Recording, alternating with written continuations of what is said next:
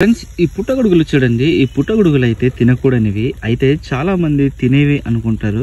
అయితే ఈ పుట్టగొడుగులు తింటే కనుక మన ప్రాణానికి అయితే నమ్మకాలు ఉండవు. ఎందుకంటే ఇవి విషపూరితమైనవి.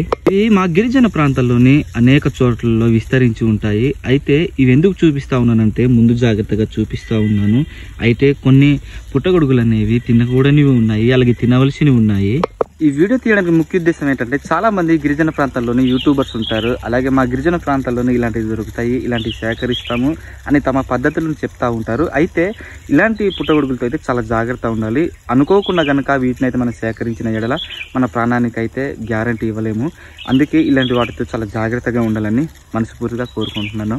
తినవలసినవి కూడా ఉన్నాయి. అయితే మనమే వాటిని గమనించి ఏవి రమ్యమైనవో ఏవి న్యాయమైనవో గుర్తించి వాటిని తినాలి. అలాగే ఫ్రెండ్స్, ఈ వీడియో మీకు ఉపయోగకరంగా ఉంటే కనుక లైక్ చేయండి. అలాగే ఛానల్ ఫస్ట్ టైం కనుక విజిట్ చేసినట్లయితే సబ్స్క్రైబ్ చేసుకోండి.